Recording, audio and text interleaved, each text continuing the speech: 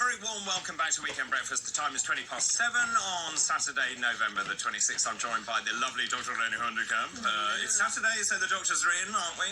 We are in, We are in, and many messages, can I just tell you. So John in Lincolnshire. Good morning, doctors. The news has been dire. Don't mention the football, and now it's Saturday. Please cheer me up. Well, that is the intention of this morning. David, please can I get on Dr. Renee's patient list, please? There's a lot of those, Renee. A lot of those. So you're going to be very busy indeed. You'll be working till midnight. Lots of those about GPs. You were talking about the fact you have to ring at 8 o'clock in the morning, and then, of course, it's a massive lottery, and this is a really good one. Paul from Northampton said, David, I needed to speak to a GP recently. At 8 o'clock, I phoned. It was engaged. I redialed 100 times, and I got through. I was ninth in the queue, waited 38 minutes on the phone, got through, and then I got a call back, but I had to take the phone everywhere, even into the shower, because there was no time given. But this practice has a big banner saying registering new patients. Well, why? If they can't manage the ones they have, why are they having new ones? Yeah, absolutely. What a great comment. It's a brilliant sums up the but I don't understand. Who are the GPs serving? Are they actually meant to be serving the patients or themselves? Oh, I don't know, David. I don't know what's going on. I think GPs feel absolutely under the cosh. They feel everyone's attacking them, and patients feel... They're not helping themselves. They're not, but patients then feel that they have no GP. I mean, that's what people feel now. They don't have a GP. I know. And I keep saying we need to go back to that, the old sort of phase, I suppose, where you actually knew your doctor, and the doctor knew you and your family, and of course that then cut down those appointment times. It's so much more rewarding when I speak to a patient who I know really well. It's hi Claire, it's Renee. Yeah. You know, and we just are you better on those tablets? Yeah. Exactly. Fine. And two more. How much longer do we have to suffer this GP dog and pony show? I'm sick of them moaning about how hard done by they are. They're lazy jack of all trades, but masters of none. The clue is in the word general. Okay, I won't go along with that. And this is interesting and something that I've been pushing for. Duncan says, David, doctors should be paid per patient they see. Yes. Not on a capitation basis. Per appointment. Yes, and throughput. And Claire Muldoon joins us to do the paper review. I love you launching in there, Claire Muldoon. What would happen then if the patient didn't turn up? Surely you cannot... So you would then be paid, because of course it's about the number of patients you see in the throughput and then the outcomes, rather than actually being paid according to the numbers on your list. Yeah, I think these are really plausible points. Do you know what would be a great idea if you two were to set up a clinic, right? And then we could have Doctor's Corner. It really has to be done. We'd never get any work done. We really wouldn't. We just got it the whole time. No, you wouldn't. No, we would do some work. We would. You would? We would. And that should be a really nice practice. It'd be a great practice. No, I mean, on air. Oh, right. Well, I used to do that show on a Thursday evening with Kevin, and it was a really popular Get the studio going. Yes, get my white coat out. Get my stethoscope out again. It's going to be fantastic. We can dress up every week. Right, okay, enough of this. Less of that. So Claire, I see that you have chosen some delightful papers. You're starting with the Daily Telegraph. We are. Front page. It's a really interesting story, this, isn't it? The Princess of Wales. Yes. Now, what she has done, she's launched a childcare commission almost, because she believes that the early years, from conception even, through to when children start school, are the most important. And Minnie, you made a really good point. The first 1,000 days. The first 1,000 days are the most important in a human's evolution. And by age 2, a child's brain is 80% of the weight of an adult brain. Yeah.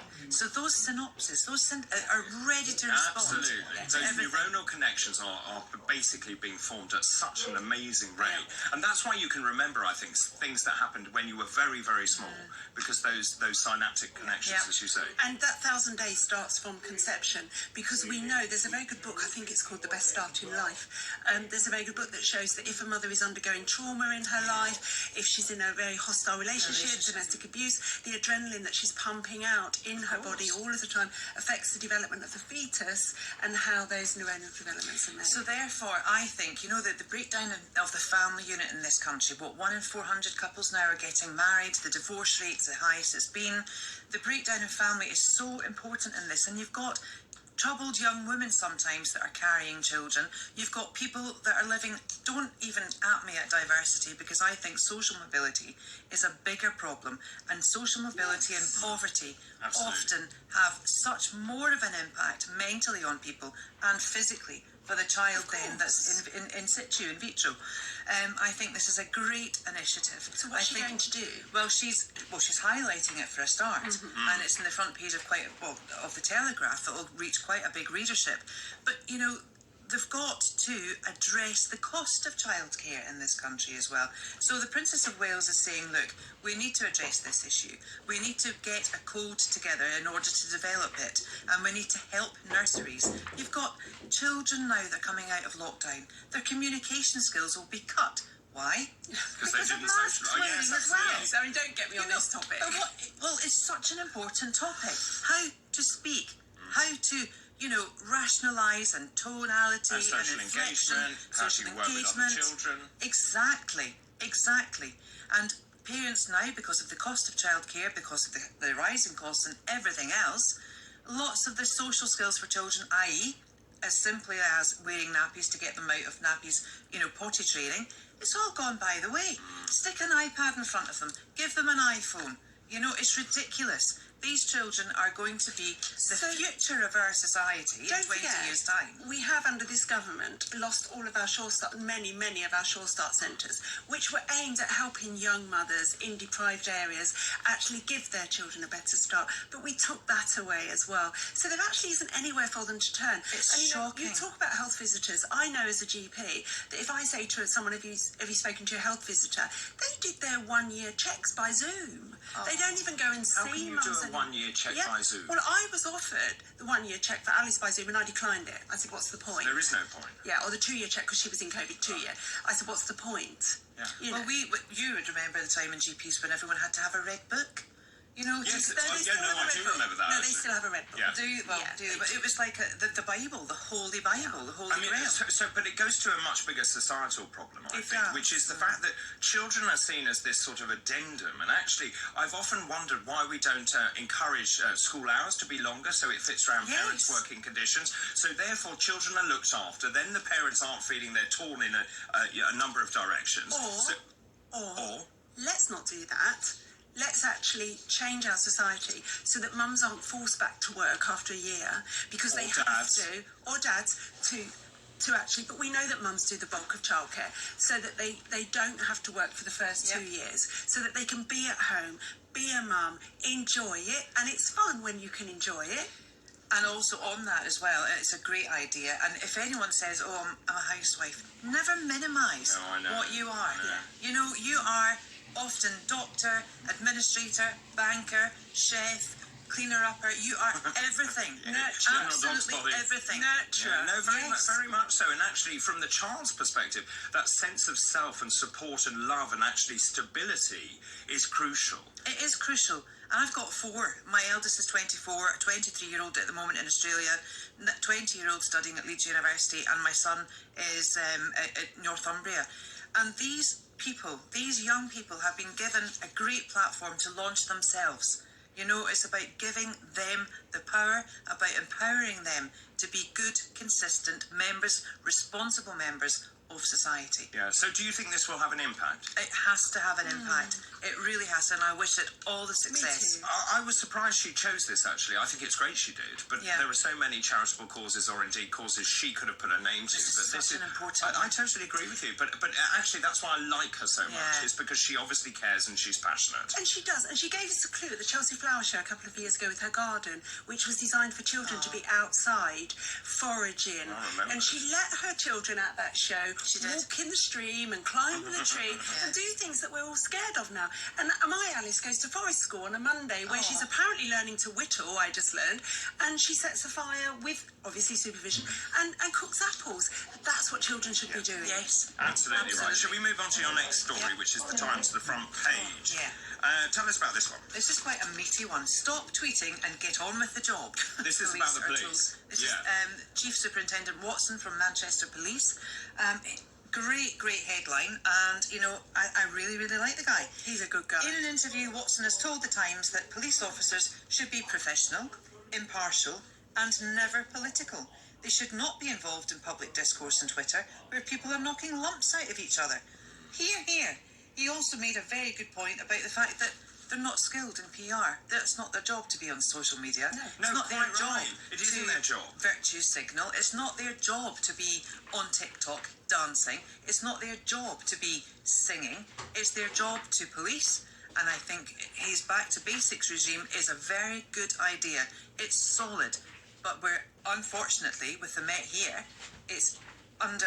Well, I think the Met is also undergoing changes as Well, well it with has the new to. leader. It has to. But it Mark has to. Foley's- But where did it all go wrong? I think it went wrong when it got woke, when they were allowed. They've got an issue with recruitment, clearly, and the minute you funnel lots of applications in, you don't have time to process them with the rigor and the intelligence that you need to. It's very difficult to get the right caliber of person. And perhaps we come back to the police going to 4 degree, which apparently they're now changing. They are 4 changing, degree only.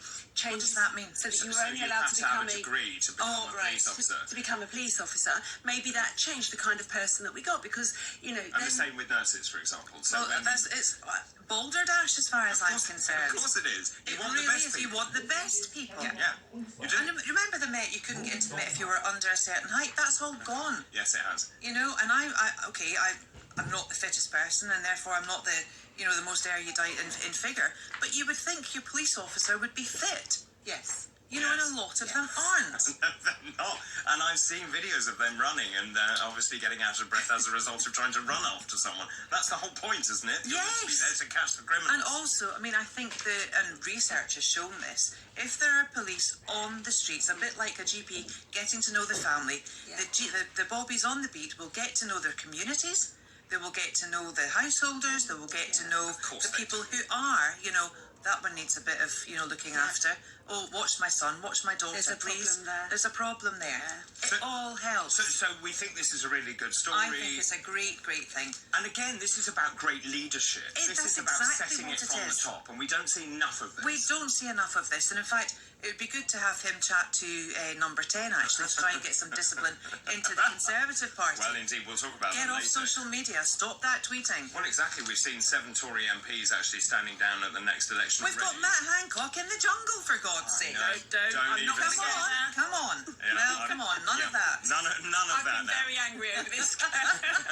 Let's move on, shall we, to The Guardian. Right, now this is a story about a lovely young girl called... oh no, we're not going to that one yet. We're going to... We're going to do We're a going to do PPE. PPE. Now, this is not a lovely It young is girl. not a lovely lovely. story at No, all. no. And it's more than a storm in a D cup. Just had to get that one. Very good. This is a story about PPE MedPro. And for our viewers and listeners, this is a story about Michelle Moan and her husband, who, as in her role as Lady Moan, went through the VIP fast track service through the House of Lords to procure PPE for the country at the start of lockdown. Now, the worst bit is... Could you just go back, just explain who she is? Now, Baroness Lady Moan is a bra developer. She ran Ultimo in Glasgow with her husband, that she's now not with. She's with another husband. And so she sold Ultima at a great profit. And then she's now with her husband.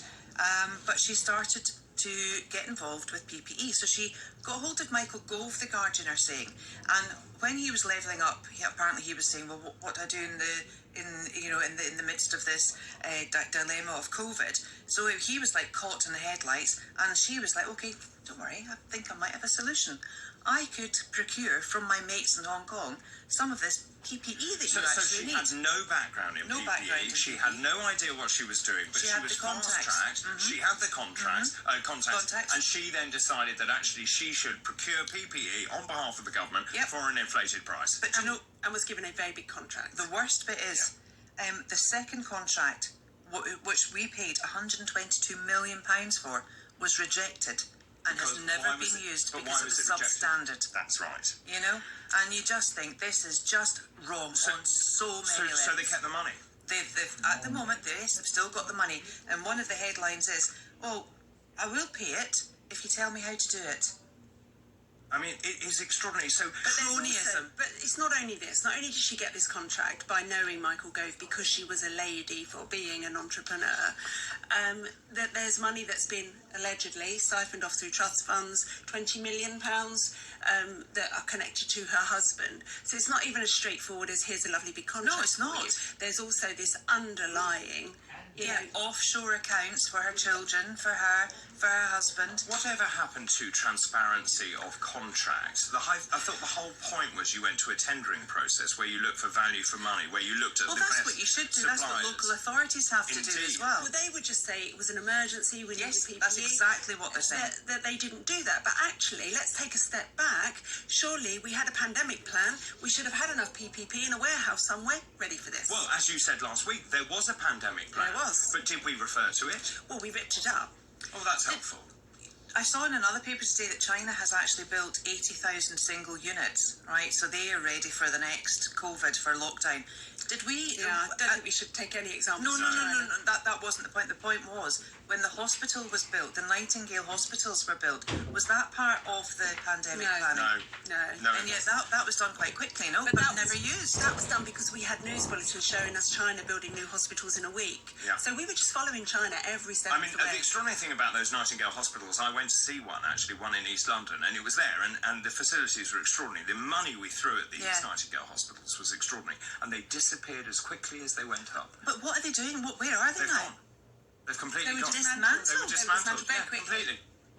That And they is didn't see any. I mean, unbelievable. very few patients. I think shall about we say. 38 patients Yes. they saw. Wow. Which cost per patient head, well, that must be pretty Yeah, exorbitant, well, doesn't it? exactly. But again, you see, that's what we need is a pandemic plan. What are we going to do when this happens again? I was reading yesterday, there are more coronaviruses coming out of China. They now know that there are more of them, and we would expect that as well. Yes. So when the next pandemic happens, which it will, what are we going to do? Are we ready? Do we have PPE? What are we going to do in terms of hospitals? Do you think that we should have take an undertaking to actually get an independent review on how COVID started and how the global response to it was? Well, I think it's slowly creeping out. We saw this week that Sir Patrick Vallance, tried to suppress the fact that it came from the lab. I think the evidence now pointing towards that is fairly substantial. So I think it will come. Mm-hmm. I mean, it's interesting. Phil just messaged saying, "Good morning, doctors. It's so obvious the whole Conservative Party needs to be investigated over the past COVID 2 years, from the vaccinations, the PPE, the lockdowns, everything." I mean, don't forget, of course, they locked us down on very spurious evidence, destroyed businesses. People still haven't recovered. As we said, the developmental milestones of children weren't reached. I think it's also important to say that China has actually been welding people into tower blocks for the last 2.5 years to achieve zero COVID, which they haven't achieved. and they've now got their highest case rate ever. Which shows it doesn't Lockdown work. doesn't work. No. And that's the whole point. So in terms of being prepared, and we need to learn lessons urgently from the last pandemic, because we cannot afford to shut this country down again. And actually, I don't think the public will stand for it. And certainly in terms of the 4th, 5th, 6th, 7th, 8th, 9 boosters, you think people will stand for it? They will.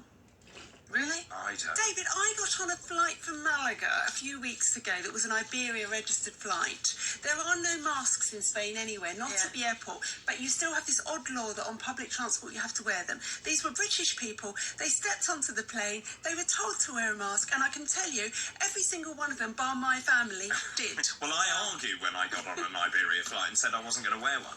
And they said, well, then it's a condition of carriage. No, I didn't wear one. No. Just say you're exempt. I know. Well, indeed. Right, shall we move on to your next one? Yep. The Sun.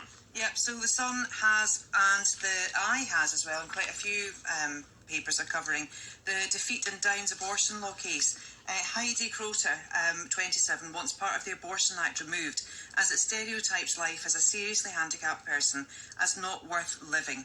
Now, the law as it stands allows women to have an abortion to term if the child presents of having severely mental or physical harm. Down syndrome is part of that as well. I am very pro-life in everything. I don't agree with the death penalty. I'm not a fan of abortion. And it's a horrible thing to say I'm not a fan of, as if anyone is a fan of abortion. But having this in the law, having this, and I really feel for her. She went to she might be taking it now to the Supreme Court.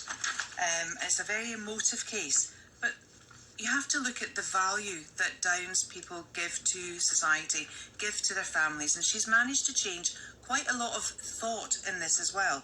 I'm very upset that babies with Down syndrome can be aborted up to birth. I think that's heinous. This tells me that I'm not valued and of much less value than a person without Down syndrome. That is such a sad indictment for such a young woman that can actually live a full life. We know that we come at this from different perspectives. Yeah. I don't think it does say that to this lovely young lady, and I think her life is obviously as valuable as yours and mine. I don't question that for a second. However, she's doing the right thing. She's trying to show people how valuable her life is and Down syndrome, and that's the right way to approach this, because then in doing that you may change parents' minds. But I still think I should have the choice as a woman, and you should have the choice as a man, of deciding how it affects my life, because it does affect life. And you don't know how seriously disabled a child is going to be until they're here. If you've got other children, and I've seen it, I've seen families fall apart because of the strain of caring for a terribly disabled child, and the other children being almost neglected because all of the attention goes on that. And adults need to be able to make that decision for their lives as well. And both of us have sat in those consultations where we've given advice to patients or listened to their stories and then tried to come to the best decision for them. And often it's very difficult. And particularly, say, for example, if you're a young mum, an unmarried mum, a teenage mum, and then you find out that the fetus you're carrying has Down syndrome, that then impacts them on their education, on their life chances, and so on. I'm with Renee, I'm afraid, but then you'd expect me to be. Absolutely. But surely, though, when these tests come back, even the blood test or the, I've even forgotten it. Amniocentesis, it puts you into a range of risk of carrying. There's no definitive test. No, so then you have to wait till much later. You have to wait till a 21-week scan to actually have a look at the child. And I've got a patient at the moment who's about 12 weeks pregnant who's undergoing this. And I actually said to her, Claire, I'm not pro killing babies, I'm really not. But I said to her, look, don't lose hope. Just because that blood test has come back with a high risk, it doesn't mean that there's... But that goes back to the fundamental other part we were talking about earlier as well, about the communities and childcare and care from conception. Okay, because she is now highlighted that you can live a life with Downs. Indeed, and she's a great shining example of that. There's a great I have to jump in. I'm so sorry, Claire. Thank you so much. Oh, is that it? We have to take a break. I'm so sorry, Claire. Lovely to see you. And you too. Thank you so much. Thank you very much indeed for coming in. After the break, it's time for Tom Clayton's Sporting Weekend. This is TalkTV broadcasting live from the Talk Radio studio.